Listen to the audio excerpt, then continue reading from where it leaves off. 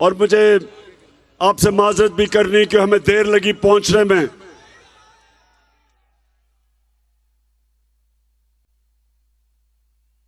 रास्ते में लोगों की मोहब्बत ही इतनी थी, लोगों ने प्यार ही इतना दिखाया कि हमारा रास्ता बड़ा आहिस्ता आहिस्ता पहुंचे आपके पास। लेकिन देखें, ये कोई सियासत नहीं है, ये जहाद है। ये इस मुल्क को हकीकी तौर पे आजाद करने की जहाद है। कायदे आजम ने हमें अंग्रेज से आजादी दिलवाई, और जिस तरह कायदे आजम ने इसके बावजूद कि उनको पता था कि वो ज्यादा देर जिंदा नहीं रहेंगे, कैंसर थी उनको, लेकिन उन्होंने इस तरह की जद्दोजहद की कि आज हम और जब तक पाकिस्तान रहेगा हम कायदे आजम का शुक्रिया अदा करेंगे कि उन्होंने हमें आजादी दिलवाई। लेकिन अहमदाबाद, हम अभी तक आजाद नहीं हैं। मेरा मकसद इस्लामाबाद पहुंचने का और आप सबको अपने साथ ले जाने का एक मकसद है कि मेरी कौम हकीकी तौर पे आजाद हो। और आजाद कैसे होगी? जब मेरी कौम को इंसाफ मिलेगा, जब ताकतवर और कमजोर के लिए एक कानून बनेगा, जब छोटा चोर, गरीब आदमी जेल में जाए और बड़ा डाकू एनआरओ लेके वजीर आजम बन जाए।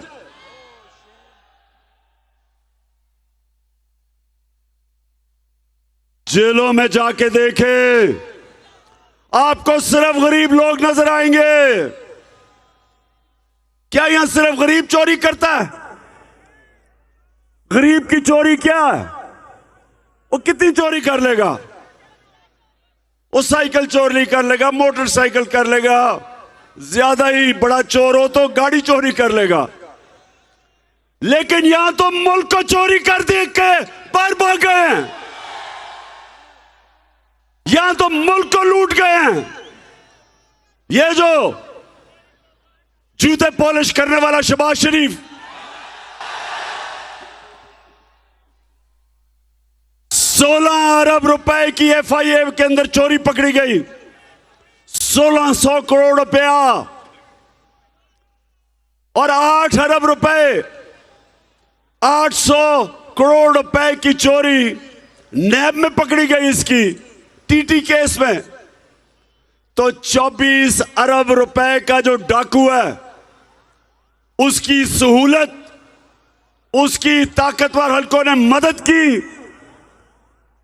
उसको नई सजा देने दी, उसके केसेस को स्लो डाउन किया, जजेस के ऊपर प्रेशर डाला, और जिसको आज जेल में होना चाहिए था और इस कौम का चोरी किया हुआ पैसा वापस होना चाहिए था, उसको आज वजीर आजम बना दिया। जो राणा सनाउल्लाह,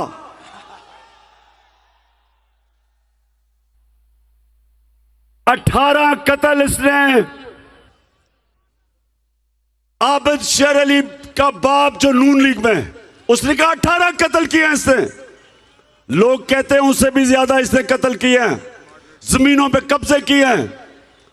सबसे बड़ा जुराइम पेशा आदमी, उसको इंटीरियर मिनिस्टर बना दिया। मॉडल टाउन में दिन दिहाड़े 14 लोगों का कत्ल किया इसने। ये वो जाके इंटीरियर मिनिस्टर बन गया। और जिसको फाइनेंस मिनिस्टर बनाया, जो फाइनेंस मिनिस्टर है इसहाक डार, इसने मैजिस्ट्रेट के सामने एक स्टेटमेंट दी है कि मैं शरीफ खानदान के लिए पैसा चोरी करके मुल्क से बाहर भेजता था, मनी लॉन्ड्रिंग करता था। खुद इसने लिख के दिया है। और वो जो भगौड़ा नवाज शरीफ सजा याफ्ता है, उसको अदालतों ने 2 साल की तफ्तीश के बाद सजा दी। और ये नवाज शरीफ जो JIT बनी थी, जिसने तफ्तीश करके इसको सजा दिलवाई, उसमें सारे इदारे बैठे हुए थे। 2 ब्रिगेडियर भी बैठे हुए थे जिन्होंने तफ्तीश की। तब इस भगौड़े को सजा मिली। और 4 लंदन के सबसे महंगे इलाके के अंदर जो फ्लैट थे, जो मरियम के नाम पे थे, अफसोस इस मुल्क की बदकिस्मती कि उसने जज ने बरी कर दिया कि जी उसे कहता साबित करो उनके फ्लैट हैं। साबित क्या करते? नवाज शरीफ ने खुद असेंबली में कहा कि ये हमारे हैं। उसके बेटे हुसैन शरीफ ने कहा अल्हम्दुलिल्लाह ये मरियम के फ्लैट हैं। और जज उससे पूछता कि साबित करो, और अपना नायब का आदमी बिठाया जो कहता जी मैं तो साबित कर ही नहीं सकता। तो अहमदाबाद सुन लो मेरी बात। मेरे नबी सल्लल्लाहु अलैहि वसल्लम ने आज से 1500 साल पहले कहा था कि वो कौमें तबाह हो जाती हैं, वो कौमें तबाह हो जाती हैं जिधर सिर्फ छोटे चोर को जेल में डाला जाता है और बड़े डाकू को उस मुल्क का इंसाफ का निजाम नहीं पकड़ सकता। 1500 साल पहले मेरे अजीम लीडर ने तब कह दिया था, वो कौम बचती नहीं है तबाही से। हजरत अली रजी अल्लाह ताला ने क्या कहा था कि कुफर का निजाम चल जाएगा लेकिन ना इंसाफी और जुल्म का निजाम नहीं चल सकता। मेरे पाकिस्तानियों सुन लो, ये जो निजाम हमारे पे मुसल्लत किया है, आज ये जो चोरों को हमारे ऊपर बिठाया है, इस मुल्क के सबसे बड़े माफियाज 30 साल से इस मुल्क को लूट रहे थे। पहले जनरल मुशर्रफ ने पहले इनको दोनों को चोरी में निकाला और फिर अपनी कुर्सी बचाने के लिए दोनों को NRO दिया, पैसा पाकिस्तानी कौम का, और माफ कर रहे मुशर्रफ, उसका अपना पैसा तो था ही नहीं। और इन दोनों ने मिलकर 10 साल मुल्क को लूटा। और उसके बाद बंद कमरों में फैसला हुआ, थोड़े से लोगों ने इस मुल्क के मुस्तकबिल का बेड़ा गर्क किया। बंद कमरों में फैसला करके फिर इन चोरों को ऊपर मुसल्लत कर दिया हमारे। और आज हमारी माशत देखो, इन्होंने आके जो हमारी इंडस्ट्री तेजी से बढ़ रही थी, नौजवानों को नौकरियां मिल रही थी, वर्ल्ड बैंक कहता है कि सारे बर्रे सगीर में पाकिस्तान में सबसे ज्यादा रोजगार दिया जा रहा था। हमारी माशत 2 सालों में 17 साल के बाद सबसे तेजी से आगे बढ़ रही थी। कोरोना के बावजूद हमारे किसानों के पास कभी इतना पैसा ही नहीं आया जो हमारे आखिरी 2 सालों में आया।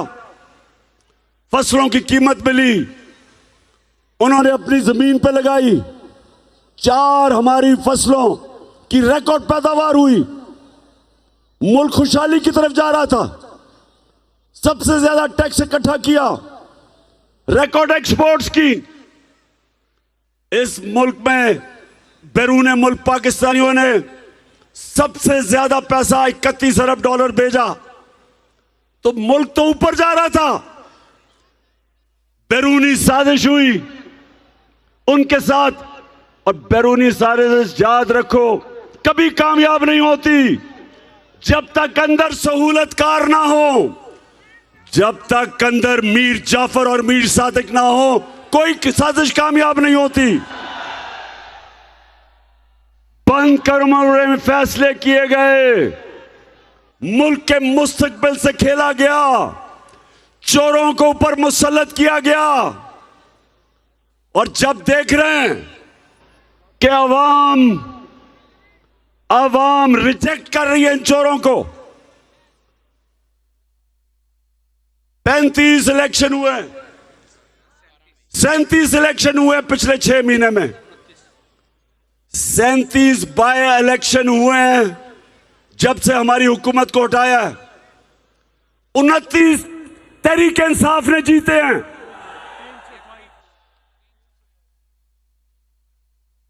75% इलेक्शन सारी जमातें एक तरफ तहरीक इंसाफ ने उनको सबको हराया। दुनिया की तारीख में, दुनिया की जमहूरियत की तारीख में ये आपके सामने वो इंसान खड़ा है जिसने वर्ल्ड रिकॉर्ड कायम किया है।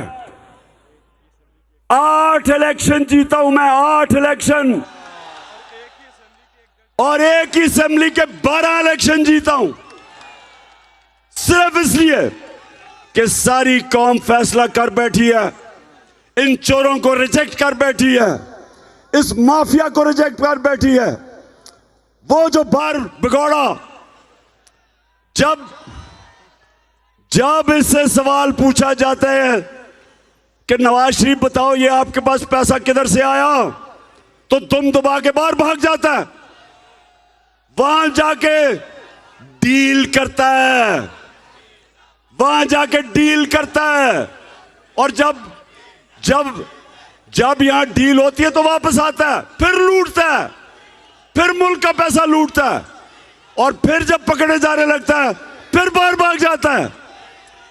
अब वो भगोड़ा बाहर बैठ के इंतजार कर रहा है कि यहां माहौल साजगार हो, यहां ताकतवर हलकों से अंडरस्टैंडिंग हो कि वो फिर से वापस आ जाए। नवाज शरीफ तुम भी सुन लो और तुम्हारे सहूलतकार भी सुन लो, सब सुन लो, हैंडलर सुन लो कि ये पाकिस्तानी कौम है, ये भेड़ बकरियां नहीं है, ये गाय भैंसे नहीं है कि जब तुम्हारी बात ना माने, जिस तरह गाय भैंसों को डंडे मार के इधर भी कर दो और जब चाहे तो उनको इधर भी कर दो डंडे मार के।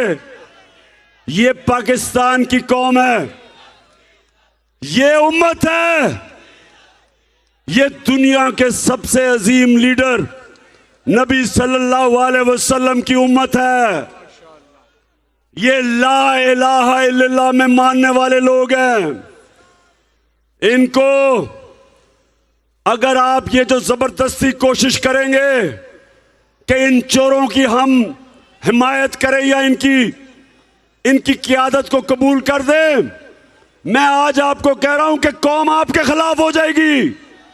कौम किसी के साथ, जो इनके साथ होगा कौम उनके खिलाफ होगी। इदारों की इज्जत तब होती है जब कौम इदारों की इज्जत करती है। इदारे अपनी इज्जत कैसे करवाते हैं? अपने फैसलों से। जज अपनी इज्जत कैसे करवाता है? अपने फैसलों से। जस्टिस कॉर्लिनियस को आज भी दुनिया जानती है कि वो एक ऐसा जज था जो इंसाफ कायम करता था, कानून की बालादस्ती, उनकी इज्जत करते हैं लोग। अपने इदारे, उनकी मजबूती तब होती है जब कौम उनके पीछे खड़ी हो। और अगर वो इदारों का ख्याल है कि वो चोरों के साथ खड़े हो और ये समझे कि ये भेड़ बकरियां भी उनके पीछे लग जाएंगी, भेड़ बकरियां तो लग जाएंगी, पाकिस्तानी कौम नहीं लगेगी। हम इंशाअल्लाह इस्लामाबाद आ रहे हैं। मैं सारे पाकिस्तान से जैसे इस्लामाबाद के करीब पहुंचूंगा, और हमें देर लग रही है, हमें 8-9 दिन लगेंगे इस्लामाबाद पहुंचते हुए।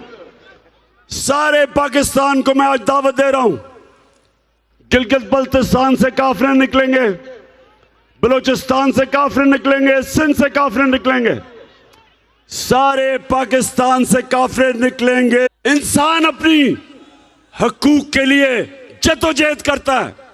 आप सब ने मेरे साथ अभी हल्फ लेना है, आपने सब ने हाथ खड़े करके मेरे साथ हल्फ लेना है अपनी हकीकी आजादी के लिए। इसके बाद ये फैसल पड़ेगा और ऊंचा आपने इसका जवाब देना है। हाथ खड़ा कर ले जी। बिस्मिल्लाहिर्रहमानिर्रहीम। हम हल्फ उठाते हैं कि हम पाकिस्तान के आइन की हमेशा पासदारी करेंगे, कि हम कभी भी अल्लाह के सिवा किसी के सामने नहीं झुकेंगे, और हम हकीकी आजादी के इस जिहाद में आखिर तक इमरान खान के साथ जद्दोजहद करेंगे। अल्लाह हम सबका हामी और नासिर हो। आमनाबाद। फिर से दिल से शुक्रिया अदा करता हूं आपका, बहुत बहुत शुक्रिया।